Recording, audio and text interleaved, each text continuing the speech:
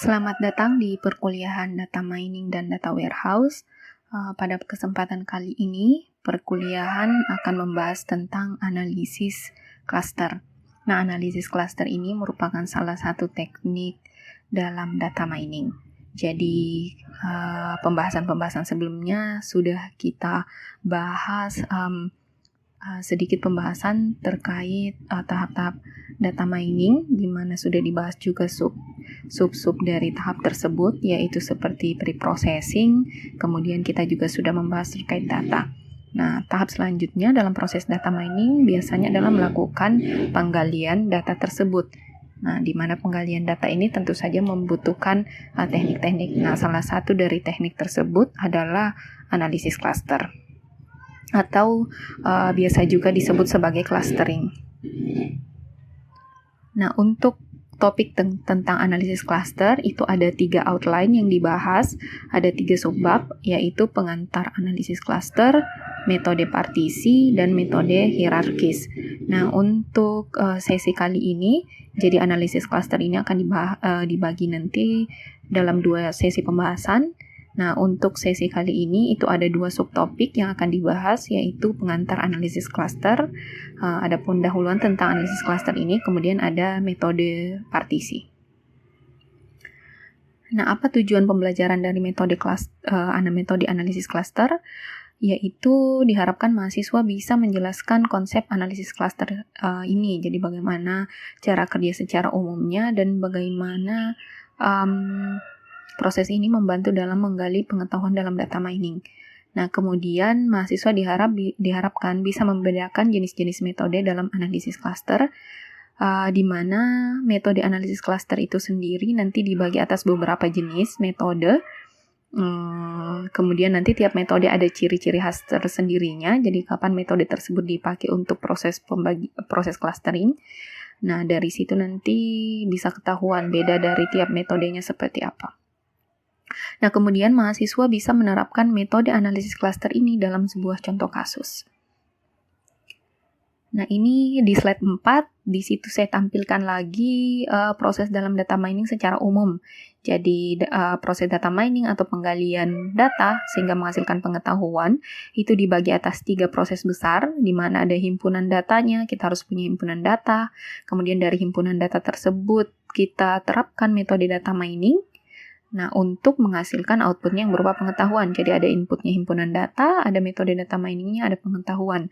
Nah, di bagian himpunan data ini, tidak hanya kita mengumpulkan data, tetapi ada proses yang disebut dengan pre-processing data. Nah, salah satunya adalah pembersihan data sebelum dilakukan proses data mining. Nah, untuk proses pertama ini, himpunan data serta pre-processing itu sudah kita bahas di kesempatan-kesempatan sebelumnya. Nah, pada pembahasan kali ini kita membahas tentang analisis cluster, yang mana analisis cluster ini menjadi salah satu dari beberapa metode dalam data mining. Nah, jadi tujuannya nanti ada analisis cluster tentu saja menghasilkan pengetahuan yang bisa digunakan untuk pengambilan keputusan. Nah, ini langkah lebih rincinya, ini juga sudah dijelaskan, ini saya review lagi sedikit di sini tentang proses data mining. Jadi kalau mau lebih rincinya, seperti pada slide 5, ada proses data cleaning, integration, selection, kemudian ada data transformation.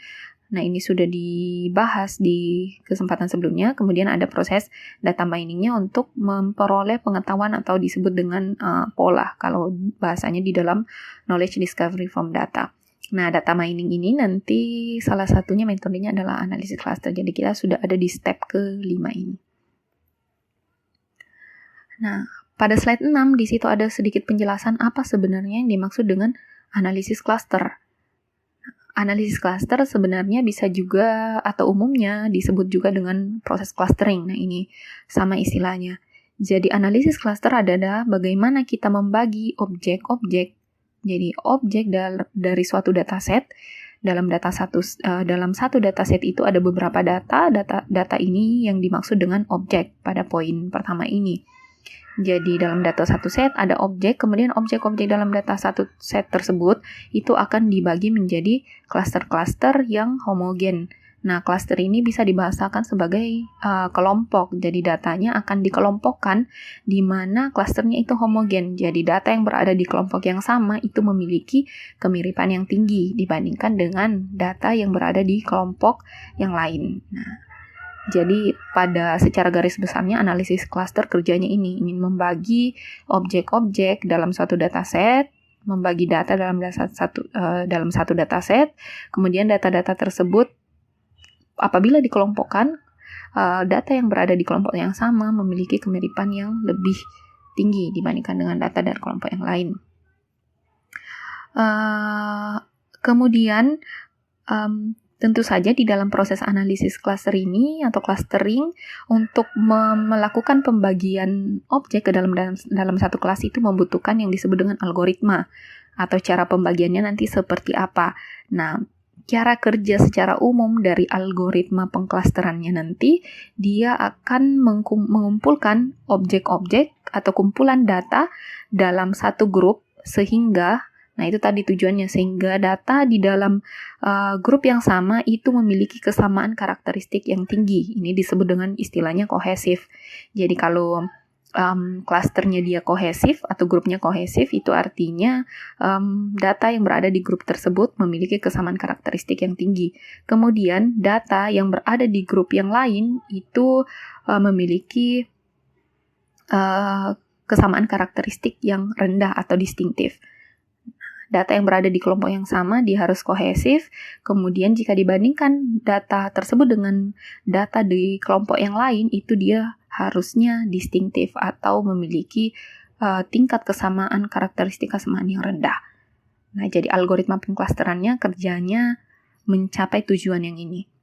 Nah, kemudian poin ketiga, bagaimana menentukan kesamaan karakteristik. Nah, apabila kita mau mengelompokkan di proses analisis klaster. Nah, ini akan menggunakan ukuran kemiripan dan ketidakmiripan atau similarity dan dissimilarity. Nah, jadi gunanya di sini kita sudah membahas metode tentang metode apa yang bisa digunakan untuk mengukur kesamaan atau ketidaksamaan dari suatu objek. Itu sudah kita bahas di sesi-sesi sebelumnya dari perkuliahan ini. Nah, ini salah satu pemanfaatan dari ukuran kemiripan tersebut itu digunakan di analisis klaster nanti. Seperti itu. Kemudian pada slide 7, analisis klaster ini dia metodenya termasuk dalam unsupervised learning atau pembelajaran yang tidak terbimbing. Jadi kalau di dalam pembahasan tentang data mining, secara lebih umum lagi pembagian tentang metode dalam data mining itu sebenarnya dibagi dua. Ada yang pembelajarannya terbimbing, ada yang tidak terbimbing atau disebut dengan unsupervised learning. Nah, untuk analisis klaster ini dia tergolongnya yang termasuk unsupervised learning atau pembelajarannya tidak terbimbing. Apa maksudnya ini? Jadi dia pembelajarannya tidak membutuhkan data latih atau tidak membutuhkan proses training terlebih dahulu agar diperoleh model untuk analisis klasternya. Seperti itu. Nah, kemudian untuk penerapannya, di situ ada dua jenis. Jadi seperti tadi yang dijelaskan di slide sebelumnya, analisis klaster itu bisa digunakan untuk menggali pengetahuan dari kumpulan data, tetapi juga selain itu analisis klaster sebenarnya bisa digunakan di tahap pre-processing. Nah, tahap pre-processing kalau dalam data mining ada di langkah-langkah awal. Jadi bisa digunakan, ada beberapa penelitian kalau nanti teman-teman bisa baca di beberapa jurnal di mana metode-metode analisis klaster itu bisa digunakan untuk menemukan data-data yang outlier. Nah, jadi bisa juga dimanfaatkan algoritma ini untuk tahap preprocessing data. Nah, kemudian di poin ketiga di situ dikatakan bahwa analisis klaster sebenarnya metodenya masih perlu perbaikan lagi. Jadi ada sudah banyak algoritma tentang analisis klaster yang telah dikembangkan, tetapi rata-rata masalah dari analisis metode tersebut itu masih perlu adanya perbaikan model. Nah, jadi masih sangat terbuka apabila ingin melakukan penelitian terkait dengan analisis klaster ini. Jadi bagaimana membuat sebuah model yang nanti bisa menghasilkan klaster yang lebih baik. Nah, apa yang dimaksud dengan perbaikan model? perbaikan modelnya di sebelah mana. Kalau analisis cluster itu ada 2, jadi bisa menentukan jumlah cluster optimal. Nah, kalau ini nanti mau penelitian tentang bagaimana membuat sebuah model analisis cluster yang lebih baik, itu ada 2 jenisnya, jadi bisa melakukan perbaikan model clustering yang dapat menghasilkan jumlah cluster yang optimal, jadi menentukan kalau kita punya sekumpulan data, data ini mau dibagi ke dalam berapa kelompok yang paling optimal pembagiannya. Jadi apakah dia bisa dibagi atas 2 kelompok yang paling optimal, atau 3 kelompok, 4 kelompok, dan seterusnya. Nah, itu kajiannya ada di situ.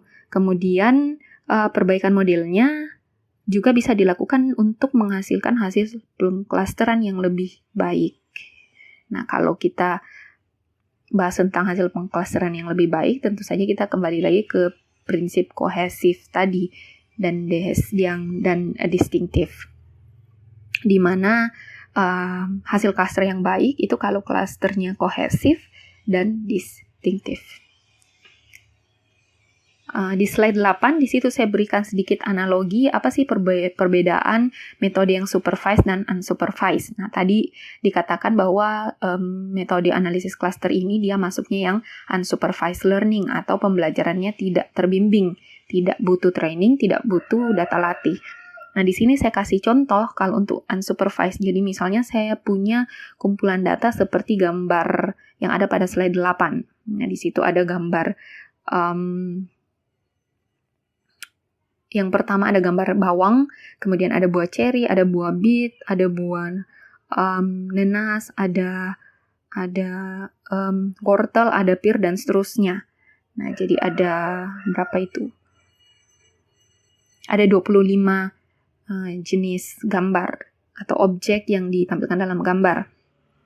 Nah, contoh pembelajaran yang unsupervised, jadi dikasih gambar seperti itu, gambar objek, kemudian diminta untuk lakukan pengelompokan, misalnya kelompokkan objek tersebut di dalam 2 kelompok. Nah, itu tanpa informasi awal, informasinya hanya ada informasi tentang objek tersebut dan berapa kelompok objek tersebut. Jadi ingin dikelompokkan menjadi berapa kelompok. Nah, itu informasinya. Jadi tidak ada informasi tentang yang masuk kelompok ini yang ciri-cirinya seperti apa, atau tidak ada data awal yang menggambarkan bahwa objek yang masuk kelompok 1 ini ada 2 jenis objek, kemudian yang masuk kelompok 2 ada 2 jenis objek, sehingga kita bisa mempelajari bahwa yang masuk ke dalam kelompok pertama, yang jenisnya seperti ini, kemudian yang masuk kelompok 2 yang jenisnya seperti ini. Nah, itu tidak ada informasi awal. Nah, makanya disebut dengan unsupervised learning. Nah, ini misalnya seperti ini, jadi tadi saya agak sedikit cut gambarnya supaya lebih jelas. Nah, kalau disuruh kelompokkan, misalnya ya kita hanya mengelompokkan begini saja, disuruh kelompokkan menjadi 2 kelompok, kemudian dari pengamatan kita, kayaknya ini kalau dibagi ke dalam kedua kelompok, ini kayaknya kelompoknya menjadi sayuran dan buah-buahan. Nah, seperti itu. Jadi kalau kita mendasarinya seperti itu, kita akan memperoleh bahwa gambar objek pertama yaitu bawang, dia akan masuk kelompok 1, kemudian ceri masuk kelompok 2, bit kelompok 2, nanas kelompok 2, kemudian wortel kelompok 1, pir kelompok 2, sehingga menghasilkan nanti yang masuk di kelompok 1 itu adalah objek-objek yang termasuk sayuran.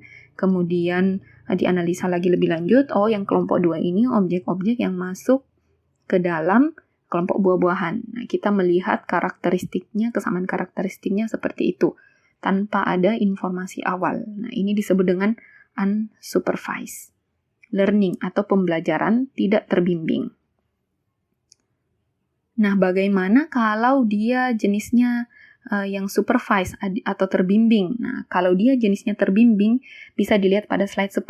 Jadi sudah ada data latih atau sudah ada objek yang sudah memiliki label atau kelompoknya, atau sudah diberikan istilahnya label untuk kelompoknya. Nah, tinggal nanti ada beberapa objek yang ingin ditentukan labelnya atau kelompoknya, kemudian kita bisa menentukan label atau kelompok dari objek tersebut berdasarkan label dari data yang sudah ada, atau ini disebut dengan data latih.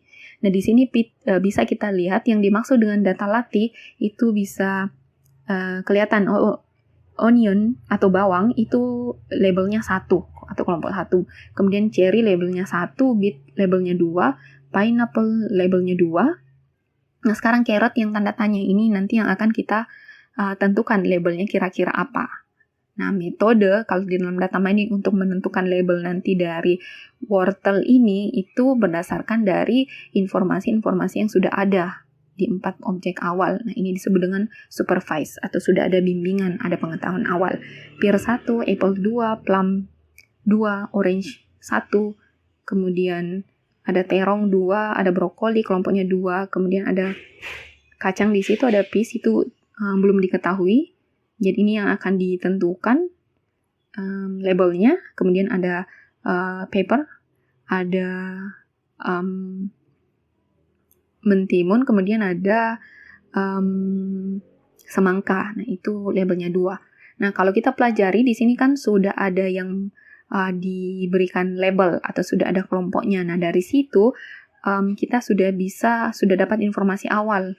Di sini bisa dilihat yang labelnya 1, rata-rata warna dari objeknya itu merah dan oranye. Sedangkan yang kelompoknya 2, ini objek-objek yang berwarna selain itu. Jadi ada yang hijau, biru, kemudian ungu, dan seterusnya. Nah, dari sini kita sudah bisa dapat gambaran objek yang masuk kelompok 1 itu karakteristiknya yang seperti apa, objek yang masuk kelompok 2 itu karakteristiknya seperti apa. Sehingga kalau diminta untuk memberikan label dari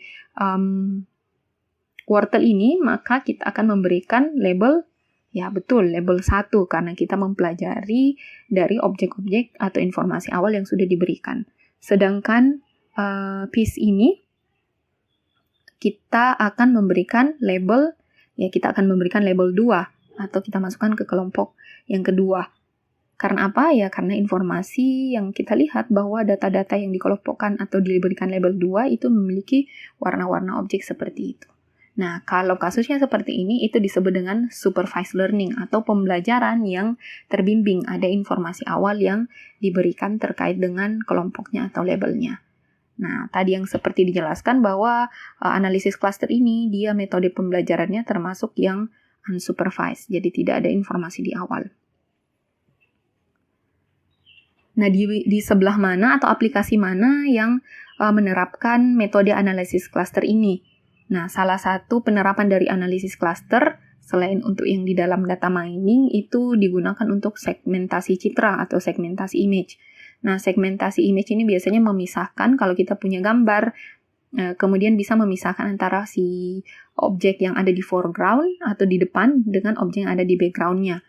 Jadi secara otomatis. Nah, metode analisis cluster bisa digunakan untuk segmentasi citra seperti ini. Bisa dilihat di situ di slide 11 hasilnya. Jadi secara otomatis bisa mengelompokkan di situ ada 3 objek. Objek pertama itu background-nya yang hitam, kemudian yang agak biru itu motornya, kemudian yang warna pink itu adalah manusianya. Jadi untuk memisahkan seperti ini objek itu bisa menggunakan metode-metode analisis cluster. Aplikasinya disebut dengan segmentasi image. Kemudian analisis cluster juga banyak digunakan di segmentasi pasar atau melakukan segmentasi pasar. Ini dalam data mining salah satunya bisa untuk ini. Jadi ini banyak digunakan di perusahaan-perusahaan, di mana perusahaan itu biasanya sudah memiliki profil dari pelanggannya. Kemudian bisa menggunakan metode-metode analisis cluster untuk segmentasi atau mengelompokkan pelanggan-pelanggannya tersebut, sehingga bisa ketahuan bahwa nanti produk yang akan dijual segmentasi pasarnya itu akan kemana. Seperti itu. Jadi bisa ini sangat banyak digunakan dalam bidang-bidang marketing atau pemasaran. Jadi pengelompokan, ada data customer, kemudian data customernya dikelompokkan sedemikian rupa, kemudian nanti orang marketingnya menganalisa tiap kelompok tersebut, hasil pengelompokannya, sehingga nanti bisa ketahuan, yang masuk klaster 1 ini dia pelanggan yang tipe-tipenya seperti ini. yang kedua misalnya yang tipenya seperti ini dan seterusnya. Sehingga nanti kalau ada produk misalnya akan dipasarkan bisa tahu segmentasi pasarnya ini akan kemana. Nah, seperti itu. Nah, kemudian ini ada juga bisa digunakan untuk pengelompokan produk. Jadi selain segmentasi tadi pasar, bisa juga segmentasi produk yang dimiliki. Nah, ini bisa dilihat di situ gambarnya di halaman 13. Jadi kalau yang tadi itu pelanggannya, pelanggan yang dikelompokkan, kalau ini produk dari perusahaan tersebut yang dikelompokkan. Nanti ini sudah bisa juga digunakan, hasil clusteringnya digunakan untuk pemasaran, jadi bisa ketahuan nanti produk-produk mana. Kalau di sini bisa kita lihat nanti dia dikelompokkan, hasil pengelompokannya ternyata ada produk yang harganya misalnya itu, ini hasil pengelompokannya harganya itu rendah, kemudian ada yang tingkat menengah, ada yang top atau dia harganya lumayan mahal, seperti itu. Nah, di sini kalau misalnya sebuah perusahaan biasanya untuk satu produk dia memiliki banyak merek. Ya, di sini contohnya misalnya deterjen, jadi deterjennya ada banyak mereknya, kemudian bisa nanti disegmentasi. Misalnya yang Will ini deterjennya, dia harganya murah, kemudian ada yang middle, kemudian ada yang level atas. Nah, kemudian bisa ketahuan nanti produk-produk mana yang akan dipasarkan kemana. Jadi misalnya kalau yang bottom ini, berarti ini nanti akan dipasarkan di misalnya customer yang daya belinya misalnya rendah, seperti itu. Atau mungkin yang penghasilannya agak di bawah, seperti itu. Nah, untuk yang mungkin customer yang penghasilannya berpenghasilan tinggi, nah itu nanti akan diberikan rekomendasi produk yang mana. Nah, itu sampai ke situ aplikasinya. Nah, ini juga banyak diaplikasikan di marketing di sebuah perusahaan. Nah, itu tadi pembahasan tentang analisis cluster ini aplikasinya di mana. Nah, sekarang kita masuk ke teknik pengklasterannya atau algoritmanya. Nah, secara garis besar, analisis cluster ini dibagi menjadi 4 metode yang berbeda. Yang pertama ada metode partisi, kemudian ada metode hierarkis, ada metode density based, kemudian ada yang metode grid based. Nah, ini sama-sama tujuannya untuk melakukan pengelompokan, tetapi nanti cara untuk mengelompokkannya itu yang agak berbeda. Yang pertama ada yang namanya metode partisi. Nah, metode partisi ini dia secara garis besar melakukan pengklasteran atau mencari klaster di mana proses pencariannya dia akan memisahkan secara langsung klasternya. Jadi memetakan langsung klasternya, misalnya klasternya ini akan dibagi 3. Jadi itu didefinisikan di awal, set datanya dibagi 3, kemudian nanti dia akan secara iteratif metodenya merelokasi objek data ke dalam kelompok klaster-klasternya. Jadi secara iteratif nanti dibagi di awalnya klasternya misalnya langsung dibagi 3 klaster, kemudian nanti dengan menggunakan algoritmanya secara iteratif akan ditemukan objek data mana yang pindah ke klaster mana. Kemudian apakah objeknya tetap di klaster yang didefinisikan di awal atau tidak. Nah, jadi metode partisi ini nanti secara iteratif seperti itu sampai nanti ditemukan tidak ada lagi objek yang berpindah klaster. Jadi analogi dari klaster ini bisa dilihat pada slide 14 di mana ada gambar yang A itu inisial klaster. Jadi didefinisikan klaster awal beserta dengan titik-titik data yang masuk ke dalam klaster tersebut. Nah, jadi seperti ini. Kemudian nanti secara iteratif ada perhitungannya, dilihat apakah ada objek yang digeser klasternya atau direlokasi atau berpindah tempat klaster dari pendefinisian awal. Nah, seperti ini. Jadi ternyata ada yang pindah yang di bawah ini. Yang objek yang ini yang semulanya masuk di klaster yang besar itu kemudian berpindah ke klaster yang di bawahnya. kemudian di sini ternyata ada perpindahan, nah, sehingga nanti sampai ditemukan klaster klaster akhir seperti ini. Jadi tidak ada lagi perpindahan objek dari antar klaster. Metode partisi itu prinsipnya seperti itu.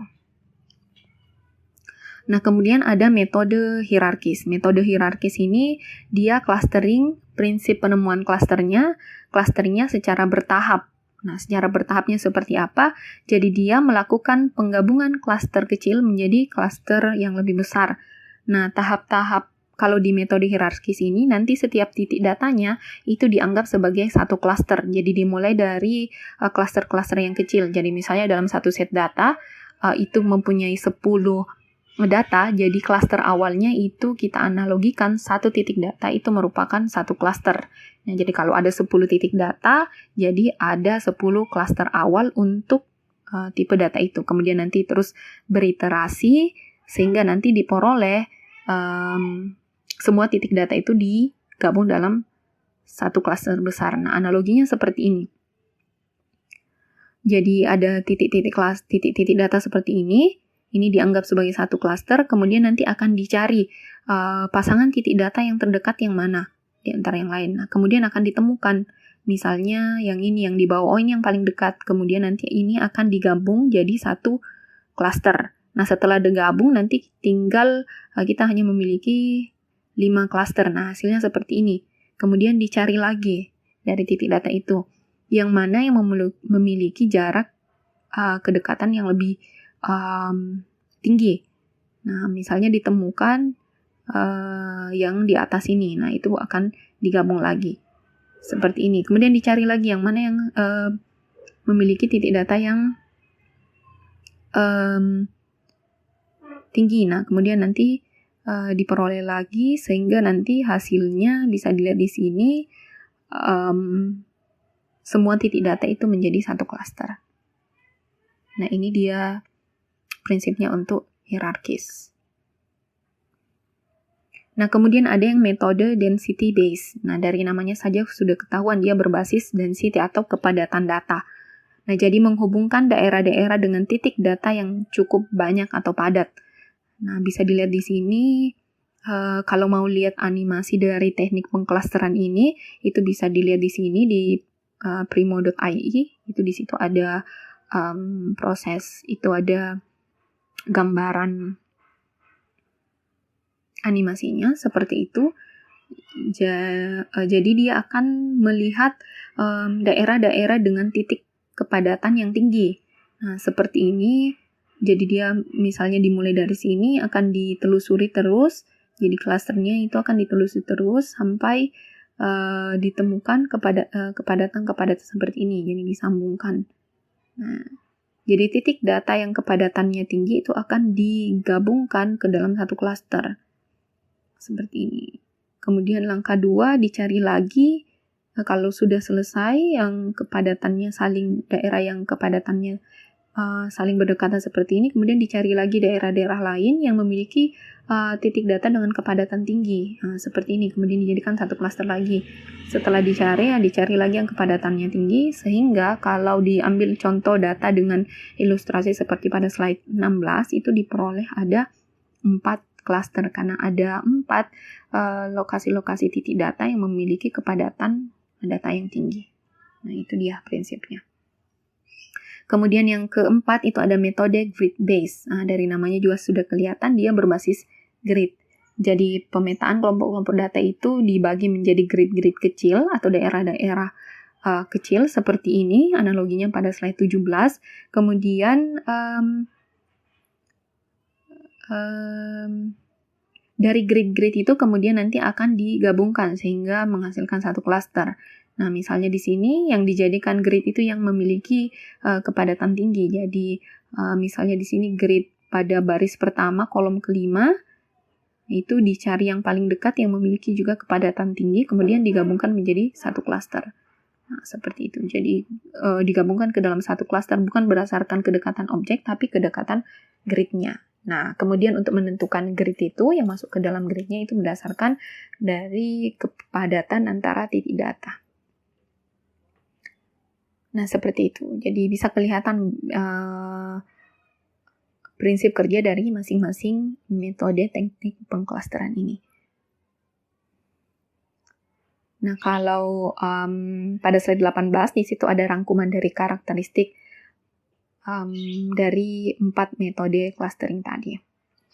Nah, dari di situ di clustering, di karakteristiknya itu bisa ketahuan nanti kalau jenis datanya yang seperti apa, itu baiknya pakai metode yang mana. Jadi bisa dibaca di karakteristiknya pada slide 18. Nah, kemudian kita lanjut membahas tentang metode yang pertama, yaitu metode partisi. Nah, di sini metode partisi seperti yang tadi dijelaskan di awal, secara singkat, dia merupakan metode untuk melakukan analisis clustering yang menggunakan teknik relokasi iteratif. Jadi, merelokasi tiap objek ke dalam cluster-clusternya, kemudian itu secara iteratif dan dia akan berhenti ketika tidak ada objek yang berpindah cluster lagi. Nah, kemudian metode ini memiliki 2 kelemahan, di mana metode partisi ini dia kelemahan yang pertama harus menentukan nilai K, di mana nilai K ini jumlah cluster. Jadi pada saat menggunakan metode ini, jumlah kelompok atau cluster dari data tersebut itu harus sudah didefinisikan. Nah, jadi ini ada diberikan dataset, kemudian mau di clustering, kalau menggunakan metode partisi, jumlah clusternya itu harus ditentukan di awal. Nah, kemudian yang kedua, metode cluster ini hanya efektif digunakan atau dia menghasilkan hasil cluster yang baik itu ketika clusternya berbentuk spherical. Spherical itu titik datanya kira-kira membentuk seperti lingkaran kalau kita melihat sebarannya. Jadi kalau kelompoknya itu berbentuk seperti lingkaran. Jadi kalau misalnya datanya berbentuk seperti slide 16, itu dia bukan berbentuk spherical. Ada yang spherical sebenarnya yang diberi hijau dan kuning. Nah, itu dia spherical. Tetapi kalau yang merah itu dia tidak berbentuk spherical karena bentuknya tidak bundar seperti itu. Nah, jadi dia kalau metode partisi ini dia cocoknya yang bentuk klasternya spherical. Kemudian untuk metode partisi ada beberapa algoritma yang bisa kita gunakan. Nah, ini juga yang paling terkenal digunakan, yaitu ada K-means dan ada EM atau expectation maximization. Nah, yang akan saya bahas pada sesi kali ini metode partisinya yang algoritma K-means. Nah, metode K-means seperti yang saya sebutkan tadi, itu adalah metode yang terkenal. Jadi kalau misalnya mencari penelitian terkait clustering itu bisa mendapatkan banyak referensi tentang K-means ini karena dia metodenya sederhana dan memang banyak digunakan. Kemudian seperti yang dijelaskan, metode dalam analisis clustering itu dia akan menentukan kemiripan dari objek. Nah, pada algoritma K-means untuk menentukan kemiripan objeknya itu menggunakan ukuran ketidakmiripan. Di mana kalau kita kembali lagi ke perkuliahan tentang ketidakmiripan, itu ada di situ kita bisa menghitung kemiripan dengan konsep jarak. Nah, jadi untuk K-means dia menggunakan ukuran ketidakmiripan konsep jarak itu. Nah, kalau kita menggunakan konsep jarak di poin ketiga, itu berarti bahwa objek dengan jarak yang kecil itu memiliki tingkat kemiripan yang semakin tinggi. Nah, dan begitu pun sebaliknya, kalau nilai jaraknya semakin besar, itu artinya nilai ketidakmiripannya pun nilai kemiripannya pun semakin rendah. Nah, bagaimana melakukan clustering data menggunakan K-means di slide nomor 21, di situ kelihatan ada 4 langkah yang harus dilakukan, dan langkah ini akan dilakukan secara iteratif sampai nanti ada kondisi yang terpenuhi. Jadi langkah pertama untuk algoritma K-means, yang pertama, pilih jumlah cluster K.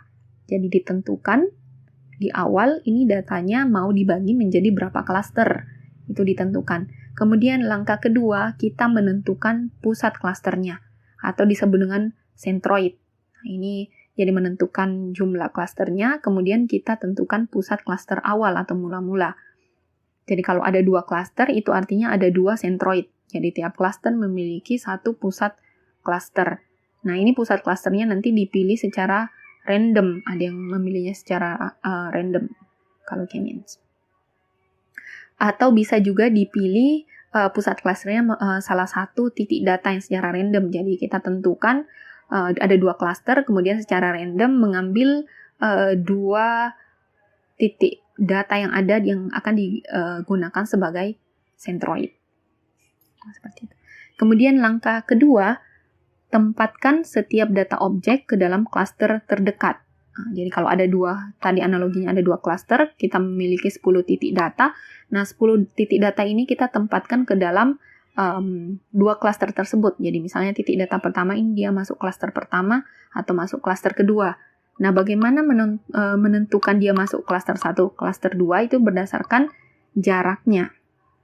Jadi kita pakai ukuran jarak. Jaraknya antar apa? Jarak antara si objek dengan pusat klaster. Nah, tadi seperti disebutkan di langkah pertama bahwa tiap klaster memiliki masing-masing pusat klasternya. Jadi ini akan dihitung. Objek pertama dia dihitung jaraknya dengan pusat klaster pertama. Kemudian objek pertama ini dihitung lagi jaraknya dengan pusat klaster kedua. Nah, objek pertama ini dia jaraknya yang paling kecil yang mana? Antara pusat klaster pertama atau pusat klaster kedua. Kalau jaraknya yang paling kecil itu atau yang terkecil itu dengan pusat klaster pertama, maka data tersebut akan dikelompokkan ke dalam klaster pertama. Nah, kemudian langkah ketiga yaitu hitung pusat klaster dengan keanggotaan klaster baru. Nah, tadi kalau setelah langkah kedua itu kan akan diperoleh klaster untuk masing-masing data. Jadi sudah ketahuan objek pertama itu masuknya klaster mana, 1 atau 2. Kemudian objek kedua masuknya klaster mana. Nah, setelah ditentukan semua objeknya masuk klaster mana, kemudian dihitung lagi sentroidnya atau pusat klasternya. Jadi akan dihasilkan pusat klaster yang baru, di mana pusat klaster yang baru ini dihitung dengan menggunakan rata-rata semua objek yang ada dalam klaster tersebut. Jadi kalau di klaster pertama, pusat klasternya itu akan berubah berdasarkan dari rata-rata nilai dari objek dalam klaster tersebut. Nah, kemudian begitu pula dengan klaster lainnya. Jadi dihitung lagi pusat klasternya. Kemudian langkah keempat, langkah kedua, 3 itu akan diulangi dengan menggunakan klaster baru, pusat klaster yang diperoleh pada langkah 3. Nah, kapan itu diulangi? Ketika pusat klasternya itu masih berubah. Nah, kalau pusat klasternya itu sudah tidak berubah lagi, maka proses clustering akan selesai pada langkah ketiga. Maka akan diperoleh klaster beserta dengan anggotanya. Jadi di sini di langkah keempat, jadi ini akan berulang kalau pusat klaster yang diperoleh pada langkah ketiga itu masih berbeda dengan pusat klaster awalnya. Atau bisa juga dikatakan ketika tidak ada lagi objek yang berpindah tempat klaster, maka sudah dikatakan bahwa proses clusteringnya konvergen. Nah, kemudian hasil clustering yang terakhir itulah yang dihasilkan sebagai hasil cluster. Nah, untuk lebih memahami langkah-langkah tentang K-means, mari kita bahas terkait dengan contoh kasus untuk melakukan clusteringnya. Pada slide 22, di situ sudah ada, misalnya ada 10 objek data klaim asuransi dengan beberapa atribut. Nah, ada atribut usia, jenis kelamin, jumlah klaim, tiket klaim sebelumnya, pengacara, sama outcome. Tapi nanti di sini outcome-nya tidak akan dimasukkan di dalam perhitungan untuk clustering. Jadi ada usia saja, jenis kelamin, jumlah klaim, tiket klaim sebelumnya, kemudian pengacara.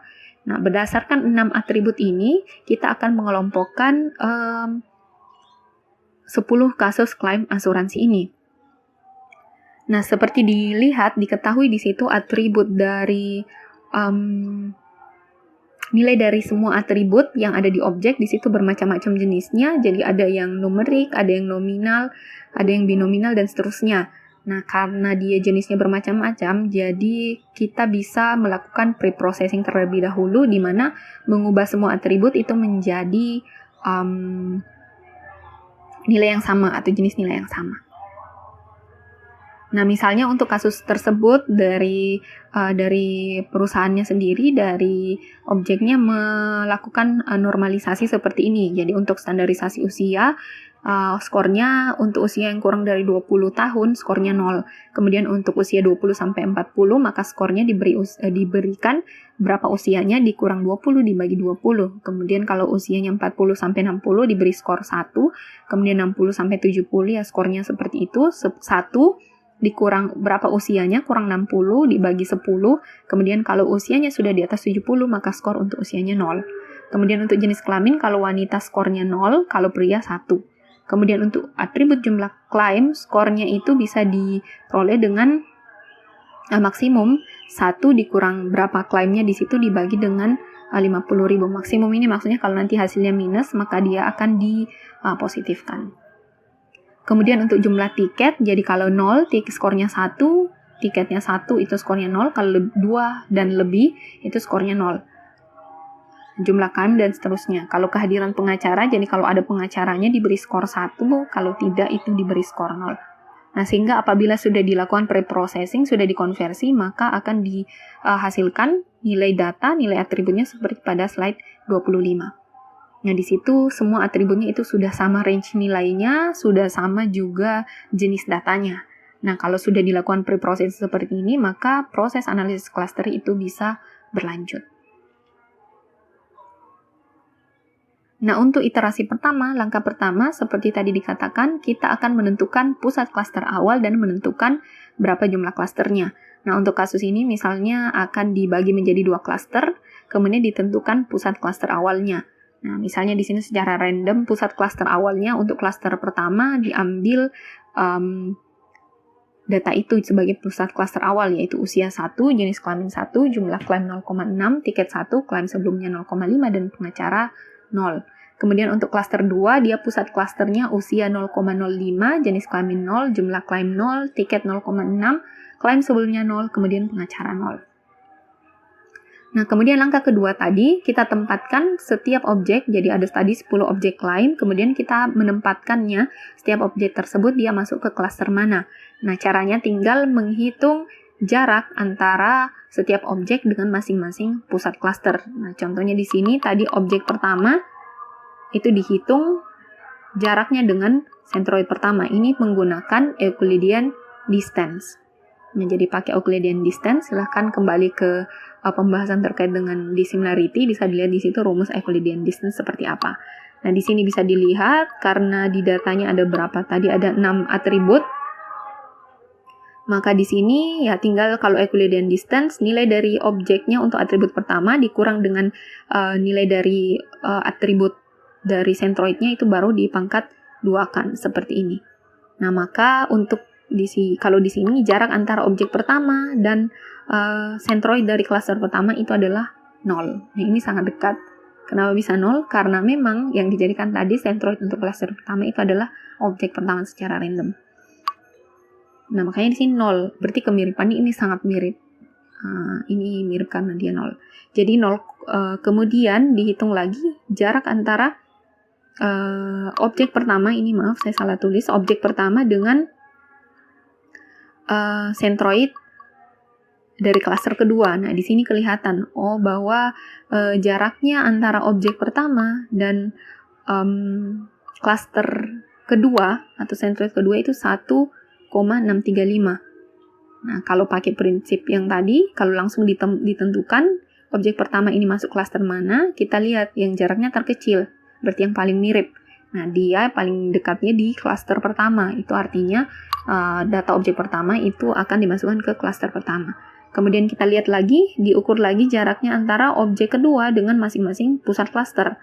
Nah, di sini kelihatan jarak antara objek kedua dengan pusat klaster pertama itu adalah 1,123. Kemudian dihitung lagi, jarak antara objek kedua dengan pusat klaster kedua itu dapatnya 2,072. Nah, dari hasil pengukuran jarak ini kelihatan bahwa yang paling kecil jaraknya adalah ini, 1,123. Sehingga objek 2 ini akan diberikan label atau dimasukkan ke klaster pertama. dan seterusnya. Jadi diukur jaraknya untuk objek ketiga, keempat, kelima, sampai objek ke-10. Nanti setelah dihitung, kira-kira hasilnya pada set 28 seperti itu jaraknya, maka dihasilkan klaster pada iterasi pertama ini. Klaster pertama itu ada objek 1, objek 2, objek 6, objek 7, dan objek 10. Sedangkan yang masuk klaster 2 itu objek 3, 4, 5, 8, dan 9. Nah, kemudian langkah ketiga adalah menghitung pusat klaster yang baru. Nah, kalau tadi di langkah pertama kita punya pusat klaster mula-mula, nah kemudian kita hitung pusat klaster yang baru. Nah, tadi sudah dijelaskan bahwa pusat klaster yang baru itu merupakan rata-rata nilai atribut dari objek yang ada di dalam klaster tersebut. Jadi kalau di sini cara menghitung pusat klaster yang baru, kita pakai metode rata-rata. Yang tadi masuk di klaster pertama itu ada objek 1, 2, 6, 7, 10 dengan atributnya seperti ini nilainya. Nah, maka pusat klaster 1 yang baru ya tinggal kita rata-ratakan usia rata-ratanya berapa, 0,82, jenis klaim 1, jumlah klaim seperti ini sampai pengacara. Nah, jadi pusat klaster 1 yang baru ya nilainya seperti pada slide 29 ini. Nah, begitu pula dengan klaster kedua. Dicari nilai min dari setiap atribut untuk objek yang masuk ke klaster kedua ini. Maka diperoleh pusat klaster kedua. Kemudian kita masuk ke langkah keempat. Nah, di sini kita bandingkan pusat klaster awal, kemudian dibandingkan dengan pusat klaster baru yang kita hitung pada langkah ketiga. Kalau pusat klasternya sama, maka proses clustering berhenti. Tapi kalau di sini pusat klaster awalnya itu berbeda dengan pusat klaster baru, maka harus dilakukan iterasi lagi. Atau kita kembali ke langkah kedua. Nah, langkah keduanya sama prosesnya. Jadi tadi sudah kita temui pusat klaster baru. Nah, kemudian pusat klaster baru itu lagi yang akan dihitung jaraknya dengan masing-masing objek data. Nah, di sini perhitungannya dilakukan lagi. Jadi objek 1 dengan centroid 1 yang baru itu ketemu jaraknya 0,727. Kemudian objek pertama, ini saya salah tulis, objek pertama dengan klaster kedua itu kita dapat 1,263. Kemudian objek 2 dengan klaster 1 itu 0,604, objek 2 dengan centroid kedua itu 1,275, dan seterusnya. Nah, kalau dari sini kita bisa menentukan bahwa objek 1 itu dia di klaster pertama, kemudian objek 2 dia di klaster pertama juga. Nah, di sini kalau dihitung kira-kira hasilnya seperti pada slide 32. Di situ kelihatan hasil klasternya seperti apa. Kemudian langkah selanjutnya kita hitung lagi pusat klaster yang baru dari hasil pengklasteran ini. Nah, kemudian kita dapat seperti itu. Dirata-ratakan lagi pusat klaster 1, pusat klaster 2. Kemudian kita bandingkan pusat klaster sebelumnya dengan pusat klaster yang baru kita peroleh. Nah, kalau di sini ternyata pusat klaster sebelumnya dan yang baru kita peroleh pada langkah ketiga itu sudah sama. Nah, kalau sudah sama seperti ini, proses iterasinya atau perulangannya berhenti, maka disebut dengan sudah konvergen atau sudah selesai. Nah, maka hasil clustering terakhir setelah tidak lagi dilakukan iterasi itulah yang menjadi hasil clustering, di mana diperoleh hasil clusteringnya bahwa objek 1, 2, kemudian objek 6, 7, dan objek 10 masuk ke dalam cluster pertama. Kemudian 3, 4, 5, dan objek 8, 9 maksudnya ke cluster kedua. Nah, kalau hasil clustering seperti ini dalam proses data mining itu sebenarnya masih perlu analisa lebih lanjut kepada orang yang mengerti datanya. Jadi kalau dipakai ke perusahaan, nanti data miningnya sudah memberikan rekomendasi hasil clustering, kemudian harus dianalisis lebih lanjut nanti sama orang yang memiliki pengetahuan terkait dengan data ini. Misalnya yang masuk cluster 1 kemudian dianalisa lagi, oh yang masuk cluster 1 ini ciri-cirinya objeknya yang seperti ini, kemudian cluster 2 ciri-ciri objeknya seperti ini. Nah, jadi kalau hasil clustering seperti itu perlu analisa lebih lanjut untuk bisa menghasilkan pengetahuan dari hasil clusteringnya. Tapi kalau misalnya di data ini kita mau analogikan hasil clustering ini dengan penggolongan apakah klaim tersebut yang mana yang curang, yang mana yang memang klaimnya bagus atau memang diperlukan klaim, jadi bukan curang. Nah, bisa kita lihat di sini untuk klaster 1, kalau kita analogikan clustering ini sebagai pengelompokan yang mana yang curang, yang mana yang tidak, maka klaster 1 misalnya kita anggap bahwa dia kelompok yang klaimnya itu tidak curang. Jadi ada objek 1, 2, 6, 7, kemudian ada 10. Nah, walaupun di sini kalau kita lihat lagi, kita analisa lagi, ada sebenarnya objek yang salah pengelompokan. Misalnya di klaster 1 pada objek 6, mestinya di situ misalnya kalau algoritmanya bagus, sudah mengklaster dengan sempurna, jadi akurasinya 100%, itu tidak akan mengklasterkan si curang itu ke dalam klaster 1. Tapi clustering sendiri atau metode yang lainnya tidak ada yang 100% akurat sesuai dengan hasilnya, seperti itu. Nah, demikian pembahasan terkait dengan analisis cluster untuk sesi pertama ini. Nanti kita lanjutkan tentang cluster lagi menggunakan metode hierarki. Terima kasih. Semoga pembahasan kali ini mudah dipahami.